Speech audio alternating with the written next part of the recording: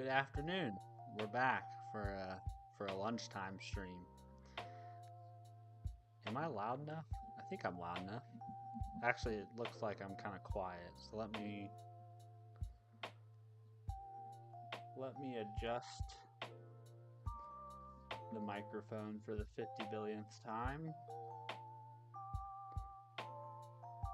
It's interesting. I think my mic level changes based on whatever program I last used. In any event, let me know if I'm too loud or too quiet. Let's see. We got to take care of some housekeeping things. So what are we doing today? I'm working on improving the resiliency of my Discord bot's connection logic. If you are new here, you can type "what bro doing" or "where bro at" for more context. Put that there. Let's pin that guy. Alright, let's see if I didn't even check if my Discord bot's online. It is online. Okay, we got the notification. Also, Nightbot has not been working for me recently. Let's see, Nightbot's online. Let's see, commands.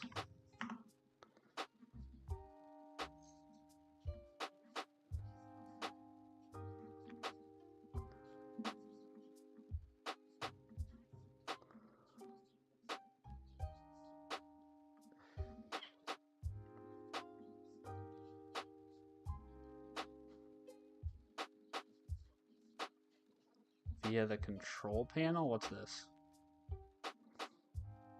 So it's seeing my commands. Is there a reason I'm not? Am I not?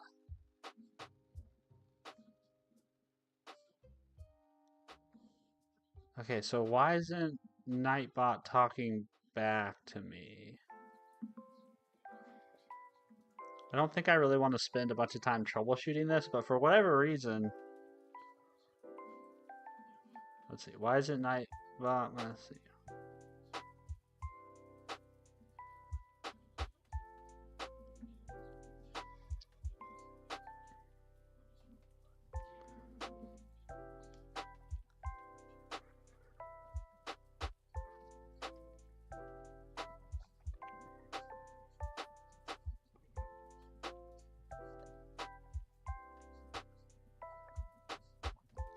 Maybe Nightbot has been rate limited or something.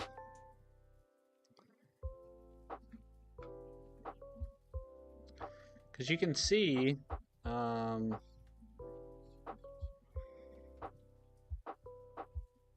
see, regulars. I think that's a command.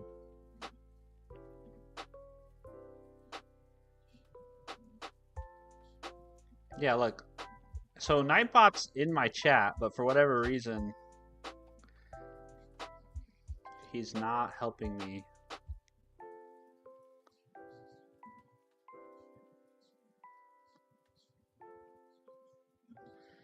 Will not connect if the stream is unlisted or private. I wonder if maybe my stream is not. Is my stream not public? Should be public. This is weird. I've never had this problem before, but now I have this problem. Let's see.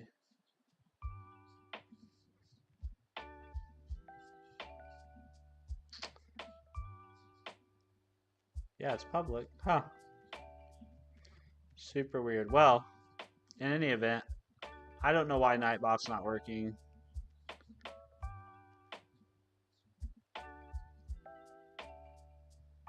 It almost seems like because I took too much time off,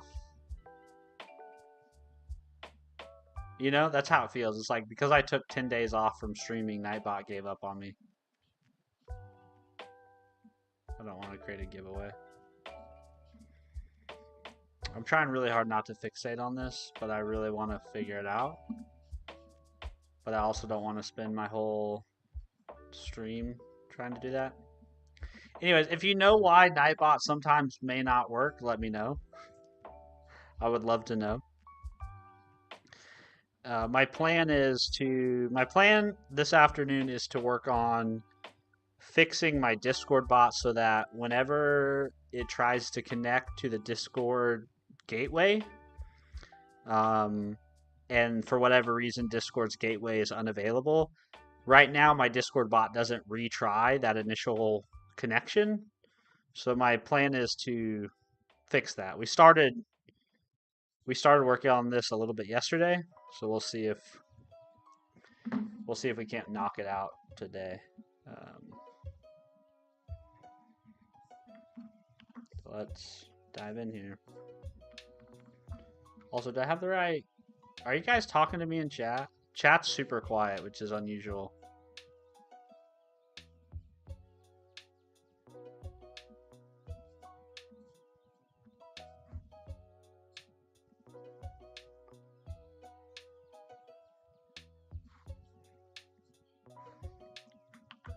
Maybe OBS is screwed up.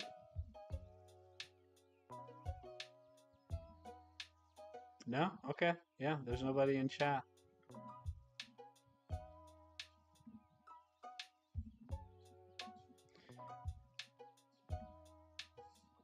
Alright, let's dive in. So I named my Discord bot Steve's bot, because, like, right? I mean, I'm Steven. This is my bot. So Steve's bot. Also, feel free to make fun of my pink straw.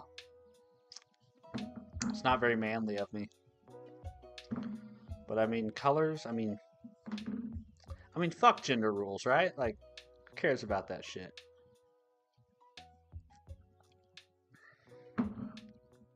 I am drinking an iced vanilla latte. It is very good. I made it myself. It's delicious. Alright, so the basic idea here of what I'm implementing is basically an exponential backoff strategy for my connection logic. That's basically what I'm implementing. And basically exponential backoff just means you exponentially increase the delay by some power every time you every time the request fails, you know, each successive attempt, you just increase the delay exponentially. I usually do like by a power of 2, and I feel like that's plenty. You can obviously make that dynamic, or, you know, pick your choice there, but that's the plan. And I did get pretty far along with this. So I want to go to the gateway. I think we want this guy right here. Nope, that's not what we want. We want the gateway client. I was saying this yesterday, but we built this Discord bot all on stream. And it's funny because we went to Discord's documentation, and we basically implemented their, I don't know what you call it. You want to call it their protocol or their... they do a really good job in their... If anybody... I know a lot of people build Discord bots with Discord.js, which seems like a really great library. But we decided to do it ourselves, and so we just re-implemented this all. Hello, Keyshawn. How are you? You doing well? We just re-implemented this all ourselves, and so it's actually it's really, I would say this is non-trivial to implement in a resilient way. But it was a lot of fun to do, and I was saying yesterday that as I was looking through this code, it's funny because when I wrote all this, it all made complete sense, and I totally understood it. And now looking at some of it now, I'm like, okay, why am I doing that? But the important part is here. So basically, I have this central private method where anytime we make an initial connection to the gateway, because if you're not familiar with the Discord API works on a stateful connection. Or if you want to use their events, right? If you want to be notified by events, you have to use their WebSocket API, which is basically a stateful connection, and so you have to maintain that connection. Keyshawn, did you able to build that LLM model from scratch? So I'm close. I'm stalled right now. I need to pick it back up, but I'm at a point where we have our model and we've trained it on our very small data set. And now I'm at the point where we're going to take the model and we're going to load in we're basically going to take the model and we're going to load in open weights from GPT-2. That's where I left off. So I haven't revisited it though in like several weeks, Keyshawn. Too many projects. Not enough time. Gunhazis. I'm sorry if I mispronounced. I'm just going to call you Gun. Hey bro, glad to see you're here once again. Yes, I'm here. I'm going to try to be here every day if I can. But thanks for stopping by and saying hello again. We appreciate you. What was I saying? I was saying that basically we have to maintain a stateful connection to the Discord API for this bot to be effective. However, there are times where we basically establish that stateful connection. And there are times when we go to establish that stateful connection that for whatever reason Discord's gateway returns like the one that I've seen most often is like the service is temporarily unavailable. Well, right now in its current state, when my bot receives that response, it's dead in the water. It never tries to make that connection again. So that's what we're implementing here. And so we have our delay, which will initially be 0. And then down here, if we encounter a WebSocket connection, we just basically need to recalculate the delay. And yeah, try again. Honestly, though, I kind of like the idea of not reassigning this delay. I kind of like the idea of just having like a delay of 5 seconds.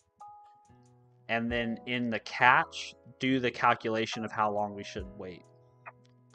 Kind of like that better. Yeah, I kind of like that approach a little better. What's up, MD? How are you? Nate, started back at university this semester. Recently learned HTML, Python in the following weeks. Great to see you still grinding. I'm here, man. I'm here. I'm in that part of life where like there's not really much more much more excitement for me in the days ahead beyond just my own hobbies and my own self-improvement. So yeah, I'm here, man. Still grinding away at it. Like so much of like people don't tell you this, but so much of a successful life looks like a large part of a successful life looks like waking up and doing the same things every day for a very long period of time. That's kind of especially when you have kids and your life largely becomes about creating stability for them and stability, security, safety for them. MD, I'm good, thanks. Well, that's good, MD. I'm glad you're doing well. And I'm glad you came back to say hi. I appreciate it, man. Former F Games YT. I apologize. That command is not going to work. I don't know why. That command is for Nightbot. I don't know why that command's not working. But basically what I'm doing is I'm working on trying to make my Discord bot a little bit more resilient. That's basically what I'm doing. And I'm doing it over lunch. I just took my lunch break and I'm working on that. I'm streaming. Hey, thanks for the sub, Tandle. I appreciate that. It's very kind. Oh, that's okay. Yeah, I apologize. I've got to spend some time and actually debug and kind of like dive into why Nightbot has given up on for whatever. I mean, I'll just share this. I don't know if you guys care, but Nightbot is here. Like it says it's online. Like you can see the commands. I'm not sure exactly why it's not talking back. It's a moderator on my channel. Um, yeah, I don't know. Martin, yep, true that. Yeah, Martin, agree. Yeah, like you're. It's just that, and it's not a bad thing, right? Like being building a successful life requiring routine and consistency. It's not a bad thing. But so much when you're growing up, you think life's going to be this exciting thing where you go from one adventure to the next, and that's really not true, right? Like you become an adult, you get married, you have some kids, and you realize it's not really that way. What is the Discord bot? So the Discord bot is really just my own personal. It's my own personal Discord bot. It's on GitHub. Um, it's a Discord bot that I use in my personal Discord server, which you're welcome to join my Discord server if you want. Here's the link. You can just go to discord.stephenfreeborn.com, and that'll take you to the Discord server invite page. But yeah, I just use it there. It does really it does two things right now on my server. It welcomes new members. It has like a custom welcome message, and then it also posts to a specific channel anytime I go live. One of the things I'd like to do with it is I'd like to hook it up to an LLM so that people can actually chat with it and give it like a persona. But I haven't got that far, or I guess I haven't come back to doing that yet. I built this like a month or two ago, and then I moved on because it fulfilled the purpose that I needed.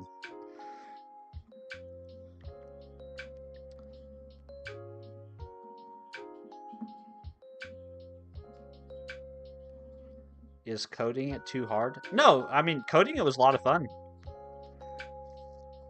was just other projects or like other things came up, other things we wanted to work on.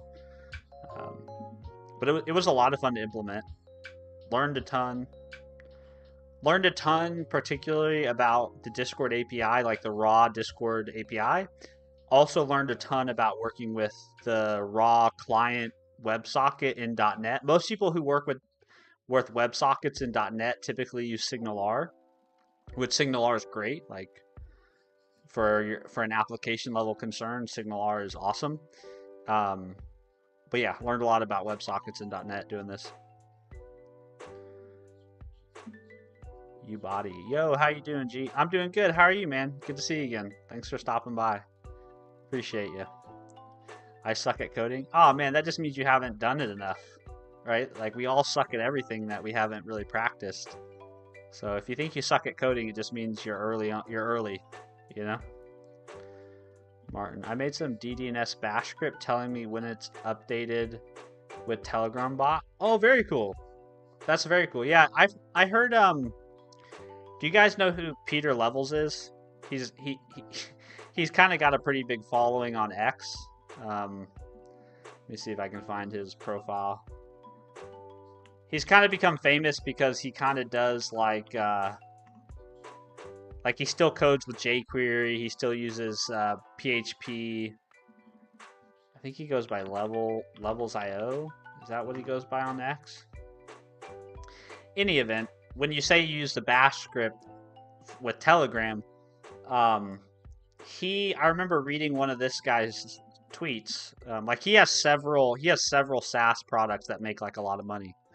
But he tweeted that like one of the ways he monitors for his applications to be up is he just uses a bash script and the Telegram API, and that's how he alerts him. That's one of the ways that he basically, if a service goes down or there's an issue, that's how he gets notified. Which I thought was like, man, it's really simple, but it's effective, right? Former game, pretty cool. Yeah, it's been very cool. It's been a great project to work on. And it's been fun to work on stream too. Something that I'm actively learning, and people can help me learn. So yeah, it's been good. Body, that's C#. This is indeed C#. We are in .NET land. I do good Scratch. Hey, you got to start somewhere. Scratch is awesome, man. I mean, they use Scratch in CS50 and the Harvard CS50 course. So if it's good enough for Harvard, it's good enough for us. Martin, exactly. So easy, just cron jobs. Yeah, I think people overcomplicate, Martin. I think in most cases, especially considering, like, I always think about this in terms of scale.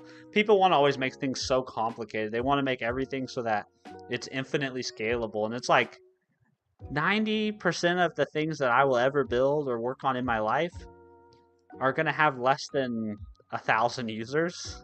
Probably not even 10 users, you know? So a bash script and a free messaging API and some cron jobs, you're good to go. You're good to go. So yeah, Tim Ferriss. I don't know if you guys know who Tim Ferriss is. Tim Ferriss has this thing where he says, what would this look like if it were easy? And I think that's a really interesting. I think that's a really interesting way to conceptualize whenever you're trying to solve a problem or whenever you're trying to come up with a solution, right? It's a very interesting question to ask yourself. What would this look like if it were easy?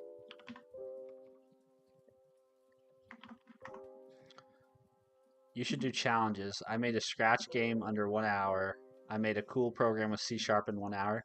Oh, interesting. I've never thought about content like that. I'm not a particularly productive or fast programmer or coder, so I probably would fail. The titles to my videos would be, I failed to make a cool program in C# in an hour. That would be the thumbnail. And the thumbnail would be like something like that. Shidratul Shadik.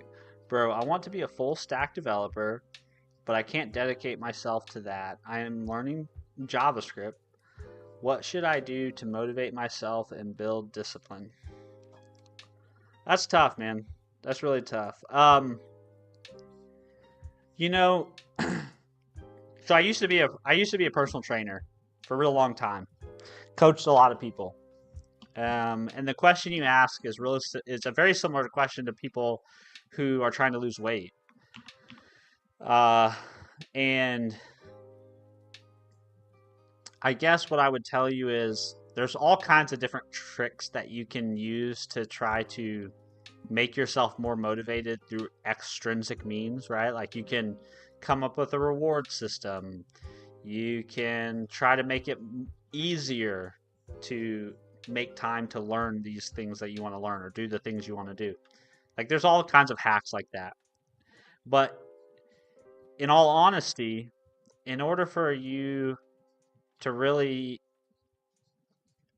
be consistent with something, it has to become you have to become intrinsically motivated, meaning you don't do things because of some outside reward. You don't do things because you expect some return. You do things because the motivation comes from within you, right? And I think one of the best ways to think about this is you have to get to a point where it's just something you do, right? Like when it comes to weight loss, for example, or fitness, right?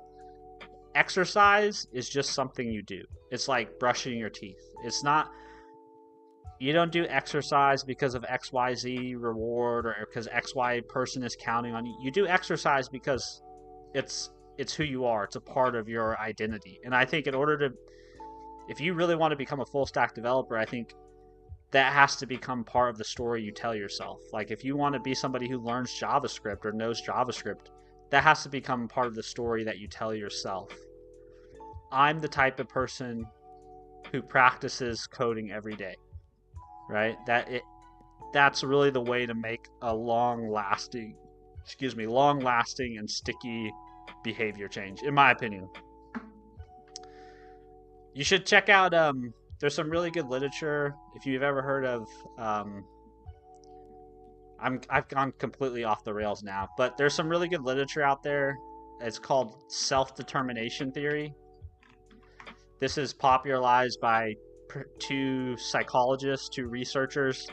I forget their names. I think their last names are Ryan and Deci. But yeah, if you go read about SDT, and it's a very interesting way to frame motivation and to think about motivation.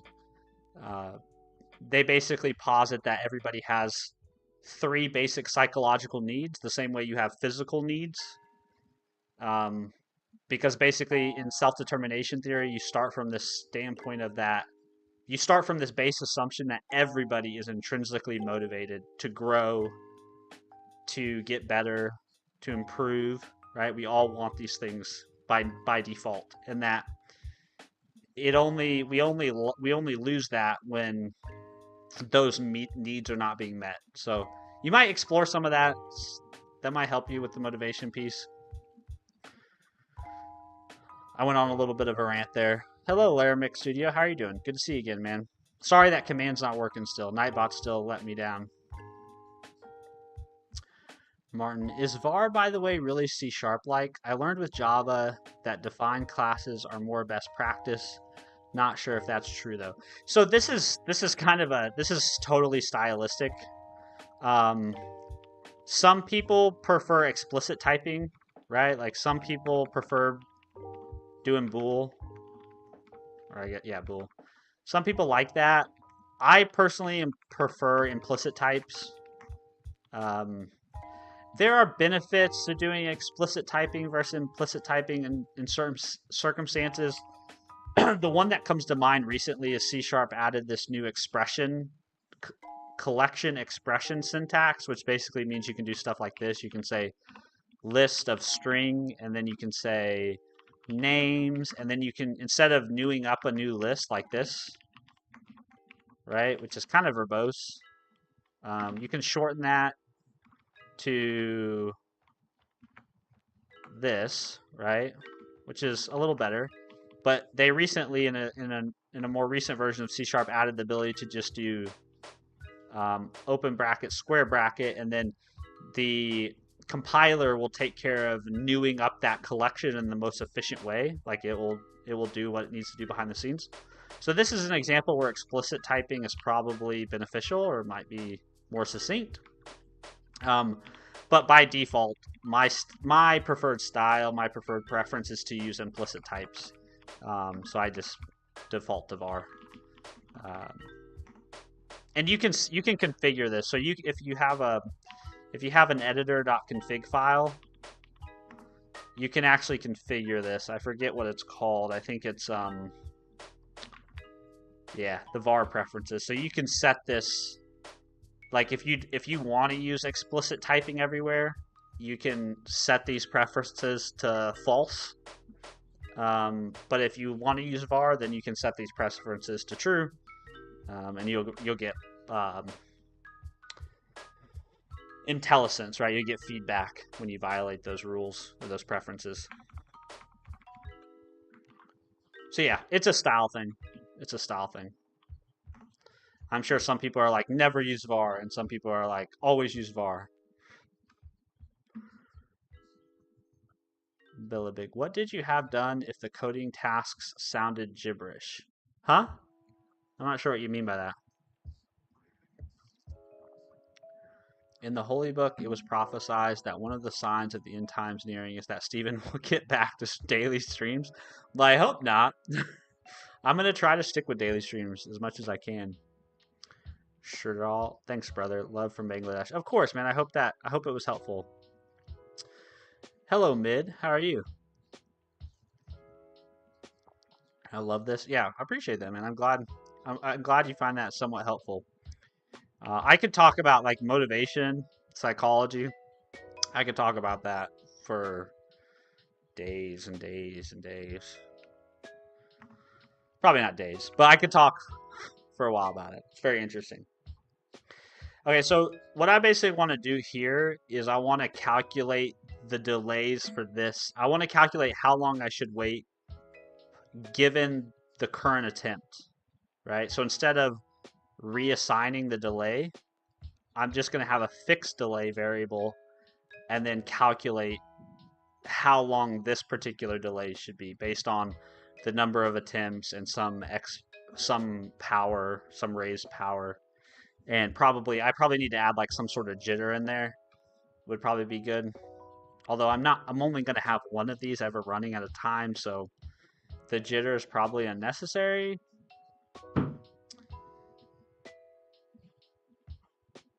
Let's see. What do we want to do? Let's, so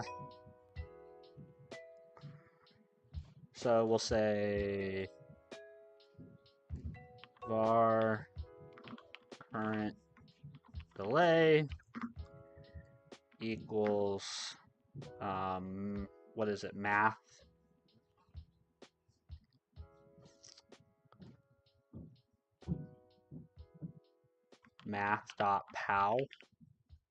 right? Let's see if Copilot can do this for me, because I'm blanking on how you implement this.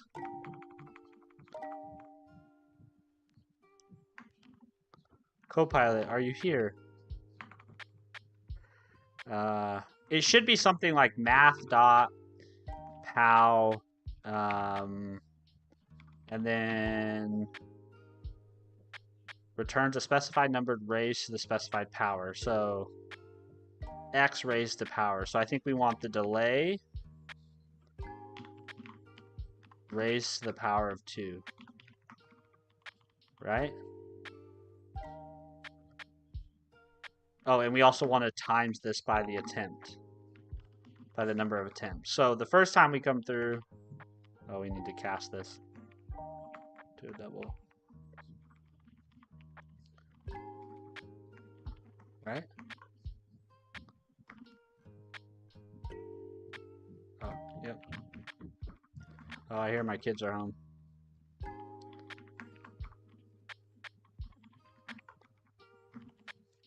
Why doesn't it like that? Cannot convert from time span to... Oh, because delay is a... delay dot milliseconds? Yeah. Like that. And then do I need to cast? I don't think I need to cast them. There we go. Okay, so the first time we come through, attempts is 0, right? So 0 times our delay is 0, raised to 2 is 0, right? 0 raised to the power of 2 is 0. Then the next time we come through, it's going to be 1 times our delay, which will be, let's say it's 5 seconds.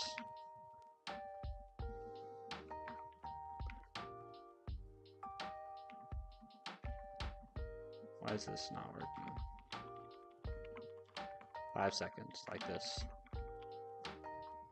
So the next time we come through, so the first time it fails, this becomes 1. Oh no, so let's say it fails the first time. This becomes, so we increment this from 0 to 1.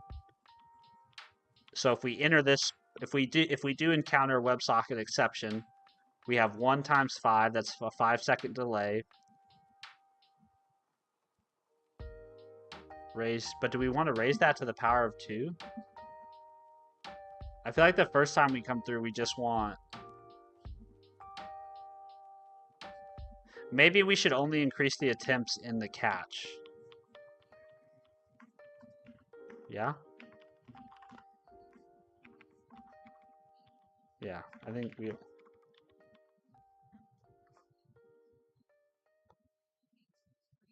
No, that's right. We want to, yeah.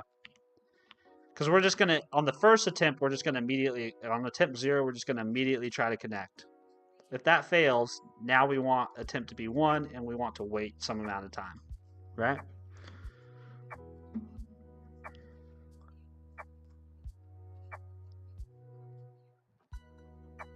Big. I mean, you can't figure out how to convert the text/task in code.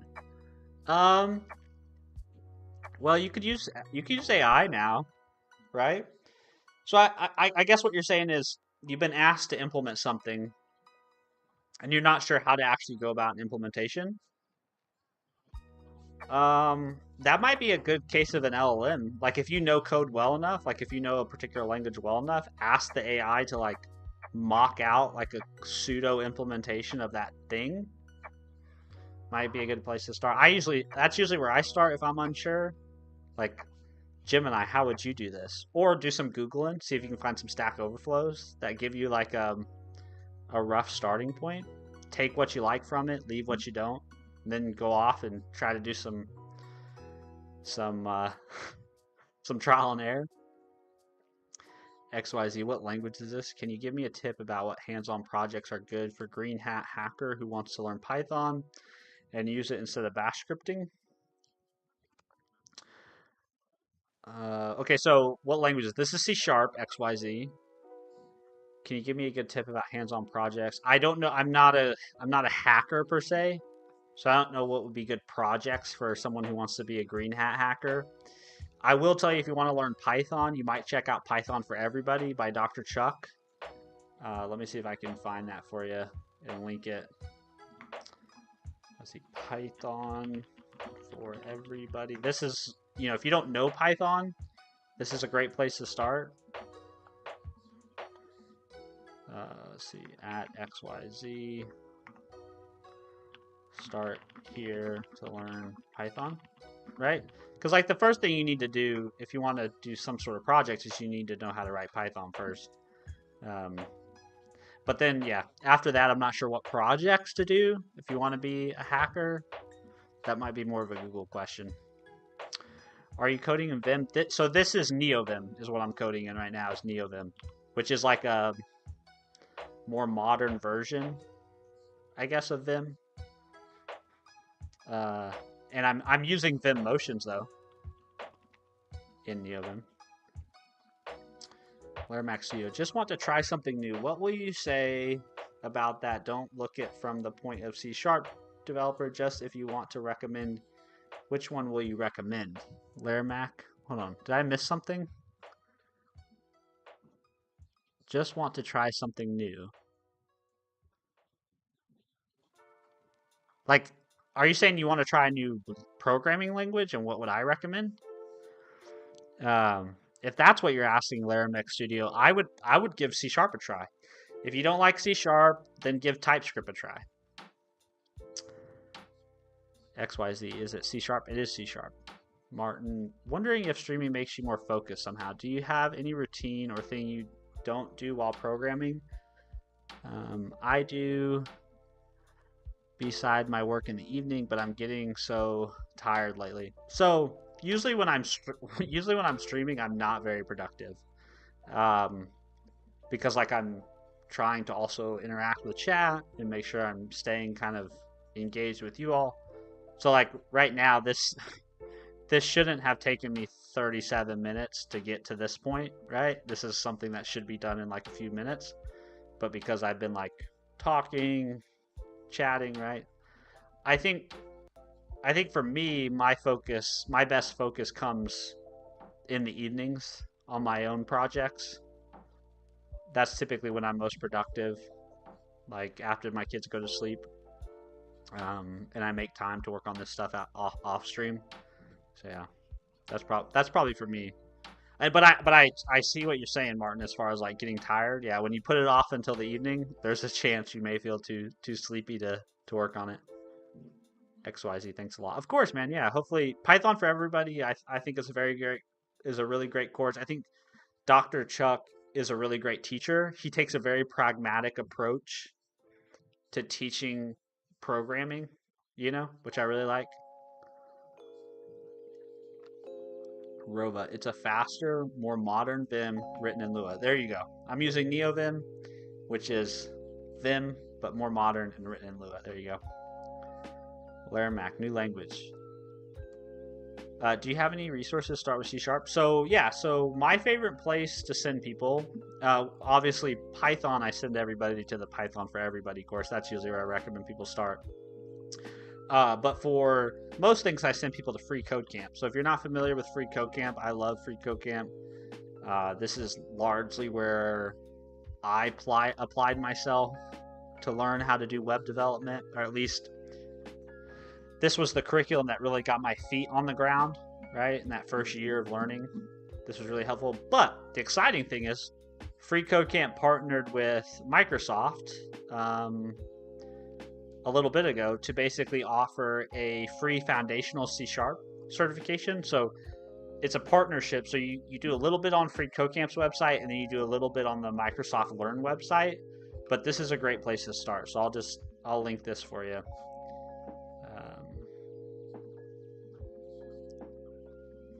This link actually might be too long, but we'll see. This is a great place to start, in my opinion.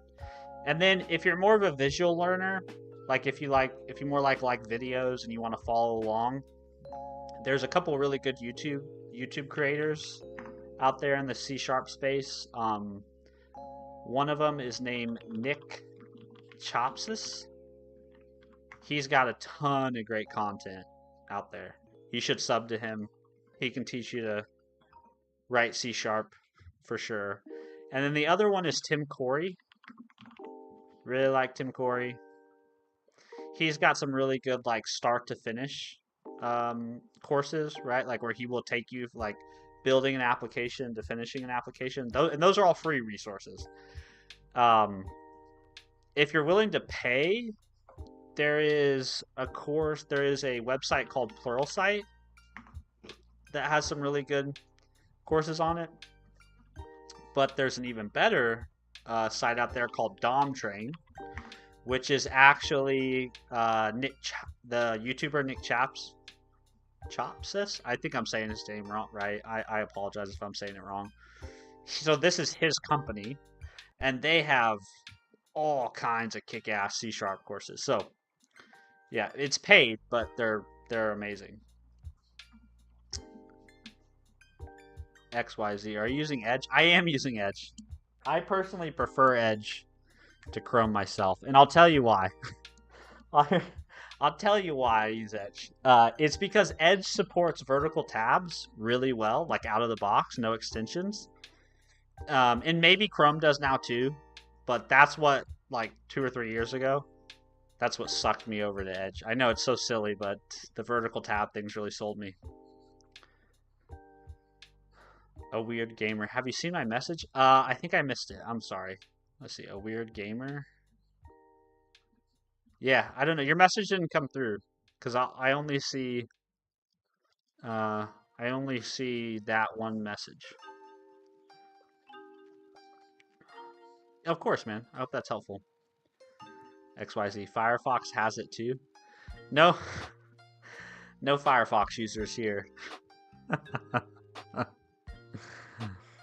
Yeah, no Firefox user here, but you know, to each his own. I'm not. I mean, if you hang out around my content or my streams, you'll find that I'm just not. I'm super unopinionated when it comes to like tools, like editors, browsers. Like I say use whatever you want to use, you know?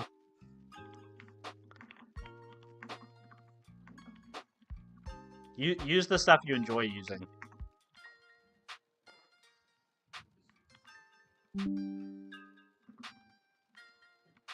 What was the I forgot it now. What was the keyboard? What's the Vim shortcut to center your code?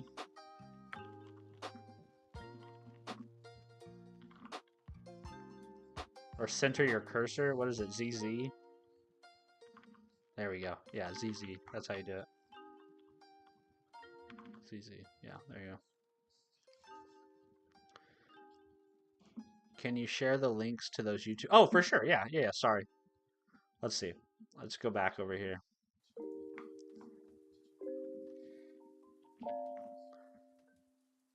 I never gatekeep, you know? Like if there's good resources out there, I feel like everybody should be. Okay, so this is the first guy, Nick Chopsis. I honestly, guys, I'm sorry if I'm saying his name wrong. So Nick channel, I'll post that there. And then the other one is Tim Corey.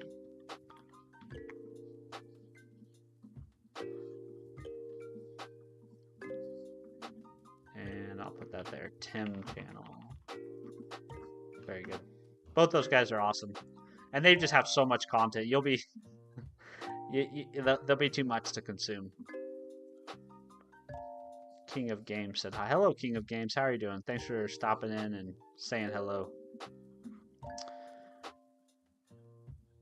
A weird gamer. I said I have found your channel almost beginning of the year. You introduced me to Free Camp. I just wanted to say thank you so much. I have fully learned Java scripting. Thank you. Oh, that's awesome, man. That is fantastic, a weird gamer. I'm really glad to hear that. And I can't really take credit because like Free Camp and you did all the work.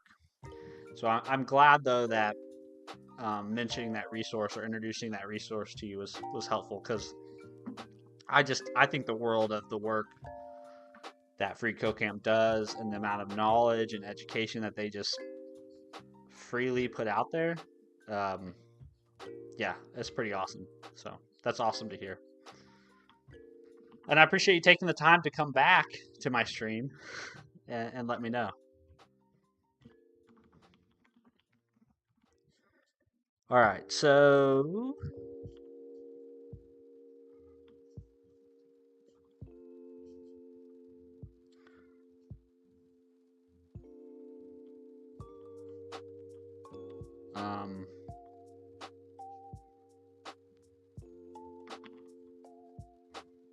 yeah, I'll just leave that as delay. That's fine. I think at this point, then I probably want to have some sort of log message right here. So we probably want like I guess maybe we want like an informational. Weird gamer, is your stream delayed on purpose? If so, how come? So I don't have a delay on the stream. I think that the chat just comes in delayed, which I apologize. It's just, and then also I fall behind sometimes, because I'm using OBS to stream, and so I'm reading the chat from OBS, and I'm guessing OBS like pulls the stream, like pulls the chat on the stream behind the scenes on some interval. So I don't think it's real time. I think there is some sort of delay, but not on purpose. Hey, what's up, creatives? How are you? Are you doing well? Living your best life?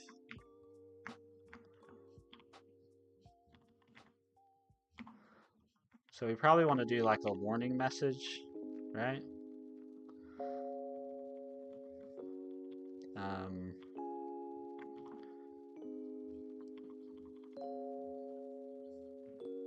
We can put the exception in there, and then we can say current delay. We probably want current delay. We probably want the number of attempts.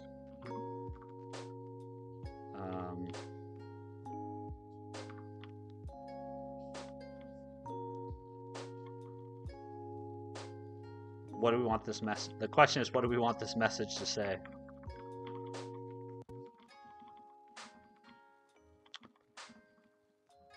Creatives, what's this now? So creatives, this is my Discord bot. I built this like a month or two ago on stream, and yesterday when I streamed, I noticed that the Discord bot had gone offline because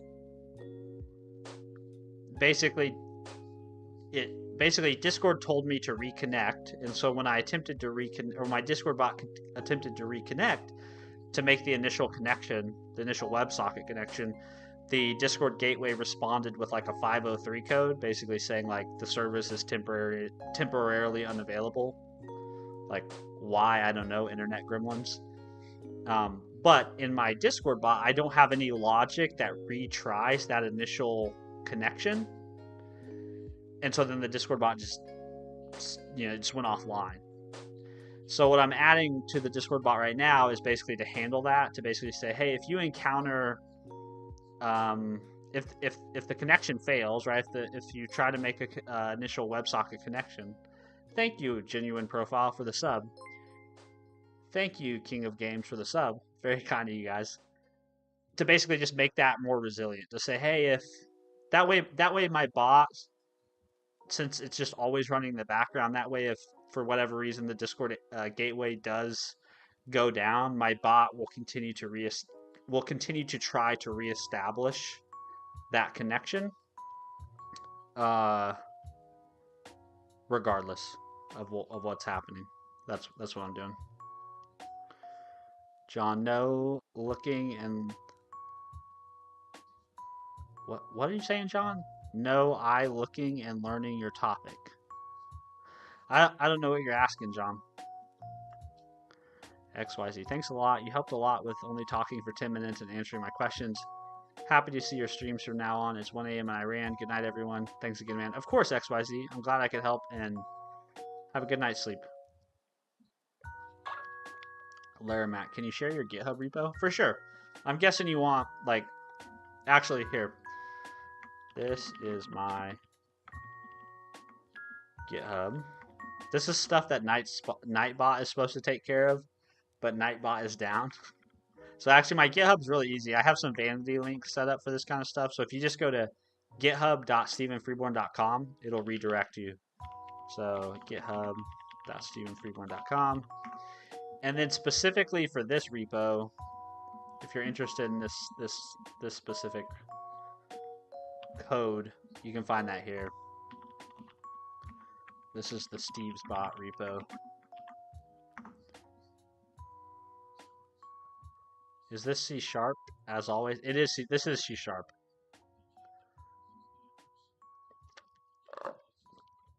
Creative. So you also share the projects in GitHub? I do. Yeah. I try to basically any code that I typically write in my free time, I'll typically push it up to GitHub. Some of it is for sharing with others, but to be completely honest with you, I like to save all the code I write because I find it very cool to be able to look back over like the progression of the years that I've been coding and look and see how I've improved from like one project to the next and see how my style or my approach to solving problems with code has changed. Like some of the very first code that I've ever written was a part of the free code camp curriculum. So it's really cool to be able to go back and look at like my solutions and just like see how I was approaching things, and it's a reminder, right, of how much I've learned and how much time effort I put into trying to get better at this skill. Is the project for building LLM there too? Yes, yeah, so it should be. Let's see. Yeah, this is right here. And granted, creatives, I have to admit, like, much of this code in this repo for building a large language model is just me copying the code from that book, right? So the larger credit goes to this book, Build a Large Language Model. Like if you want to, that, like, this is the real place you want to go, right? This is the authoritative source. Obviously, if you want to look at the code, that you can use that repo. But that book is really the book is the real MVP.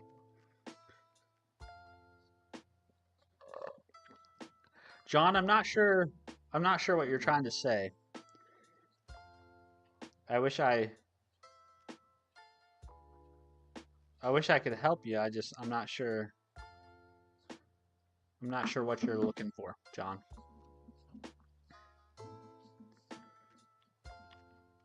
Let's see. I think what I want to put here is I want to put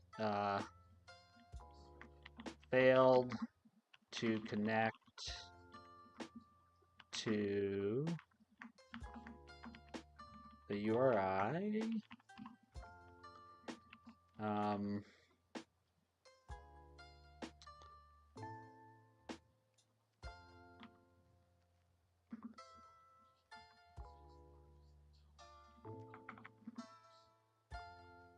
Yeah, I think I basically want to say failed to connect to URI on attempts or on uh I guess maybe I want to say on attempt. So this would basically say like if this failed the first time, it would say failed to connect to Discord gateway on one attempt. And then let's say waiting for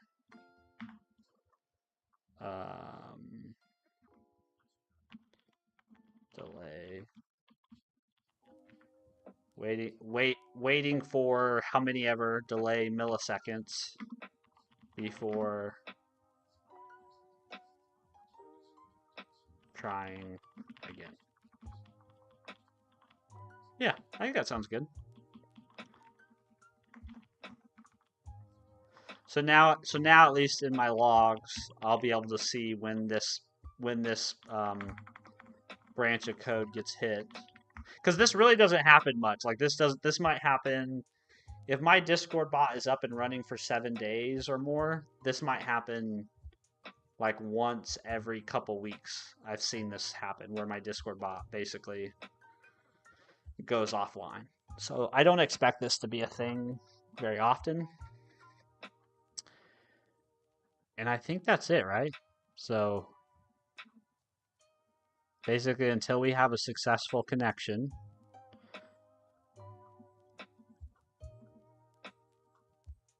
we're only going to trap when it's a WebSocket exception. So we're not going to trap if it's an operation canceled or something. It's very specific to the WebSocket exception. There might be this case might need to be more specific. It's completely possible I need to narrow this case more, this retry case more. But for now, I think this is a good starting point. Then we'll wait. Then we'll re-enter the loop. We'll increase the number of attempts and we'll try again.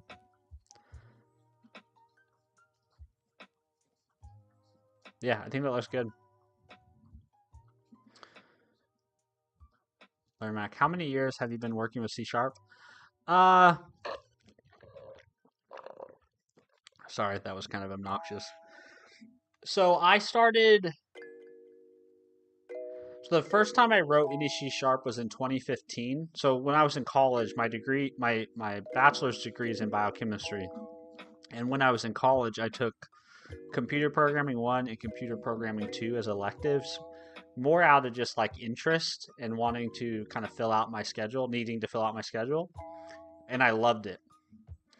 And those classes were all in C#. However, after those classes, so that was 2015, after those classes, I did not touch C# again until like 2021. And then I started seriously using C# really often, really regular, basically from 2021 till now. So for 4 to 5 years, right? But I did have it. It's somewhat unfair because when I came back to C# in 2021, I did have some familiarity with it to start with. But I think C# is it's a pretty approachable language, especially if you're coming from like TypeScript. Like if you come from TypeScript and you want to learn C#, you'll be right at home in my opinion, because one, they come from the brain of the same man, right? Anders Hallsberg. The type systems are different, but that idea of like static typing, right? Static types. If you've worked with static types in TypeScript, then when you come to C#, it won't feel as foreign, in my opinion. Now, if you're coming from like a dynamic language, like purely dynamic language, over to C#, that might be more of a lift. But I still think it's approachable. I still think it's approachable for the vast majority of people. John, you are number one indeed. Martin, good evening from the Netherlands. Hello, Martin. Yeah, thanks for hanging out with us, man. I'm guessing by good evening you're saying like you're signing off. So Thanks for hanging out with us on stream today. I literally wasted I wasted a lot of time talking during this lunch break, so I actually need to be signing off here in about a minute or two anyways. But I think I got this implemented. I think this is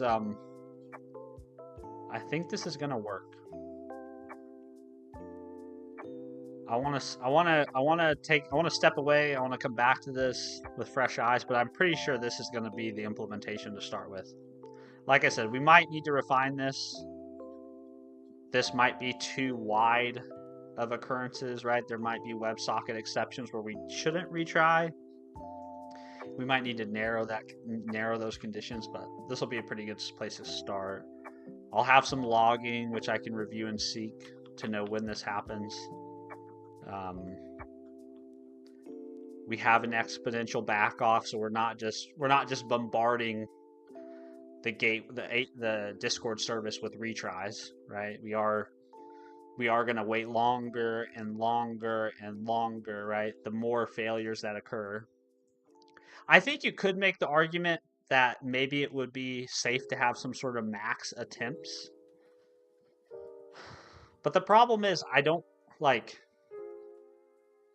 today, what happens when the Discord bot fails to connect, I just restart the container and then it reconnects. So I would much rather just have that process sit there in a while loop and wait longer and longer between attempts, because eventually I believe that Discord service is going to be available again. Like, Discord is a big company with lots and lots of users, so it's unlikely it stays down for a significantly long period of time. So yeah, I think that's going to be it for today, folks.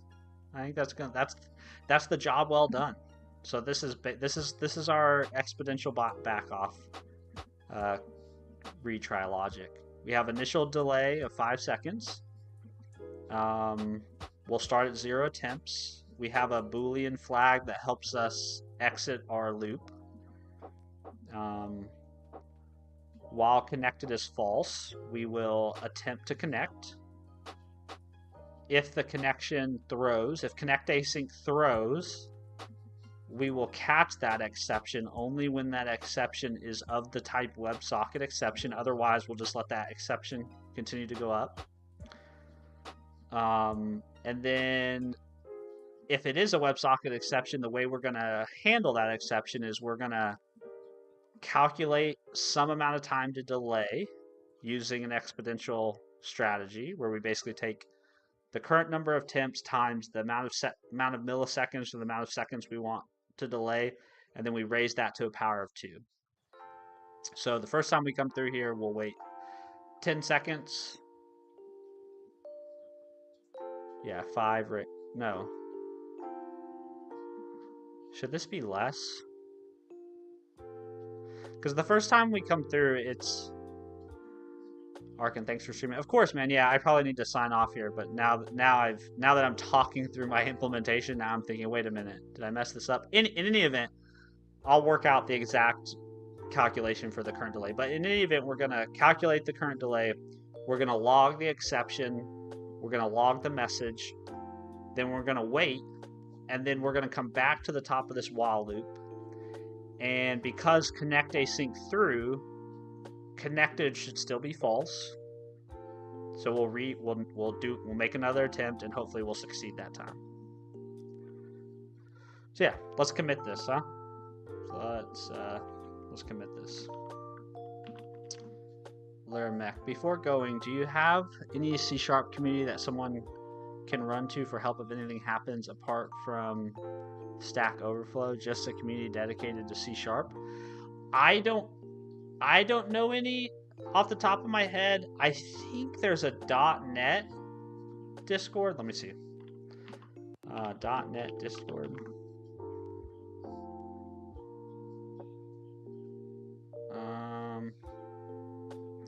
Let's see. Yeah, here we go. Obviously .NET is more than C#, but if you hang out in a in a .NET Discord, you're likely to find right here. Oh, right here. So C Sharp's got its own community. I'll join too. Here, let me post this link for you. At Laramec Studio. Here is the C Sharp Discord. There you go. You might join there. And then also, if you want to join my Discord, I'm happy to try to help you with any questions you might have. In my Discord, you can find this. You can find my Discord here at discord.stephenfreeborn.com. There you go. Saeed, what are you working at? So what we were just working on was we were basically trying to make the initial connection logic for my Discord bot a little bit more resilient. That's what we've been working on for the last hour or so.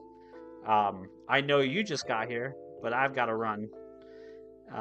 But if you come back tomorrow, I'll be here for sure. So I try to, for those of you who might be new here, I try to stream like once in the morning for about an hour, which is basically just like it's basically just like an office hour. Like we just hang out and chat. And then I try to stream over lunch. Whenever I take my lunch break at work, I try to stream for like an hour and do projects like this. Work on something I'm interested in, explore new technology, maybe fix a bug in one of my projects. So if that is stuff that interests you, yeah, definitely stop in when I'm live. All right, guys, I'm going to head back to work and finish out my day. So I appreciate y'all hanging out with me. Laramec Studio, good luck with the C Sharp. I hope you give it a try. I'd love to hear all about that. Syed, thanks for stopping in. Arkin, appreciate seeing you. Martin, thanks for hanging out with us from the Netherlands. All right, guys. If I don't see you tomorrow, have a great rest of your Wednesday. Have an even better Thursday. If it's already Thursday for you, then have a great rest of your Thursday and have an even better Friday. Otherwise, I'll see you in another stream or maybe a short or a long form video, maybe. And yeah, hope you guys have a good day.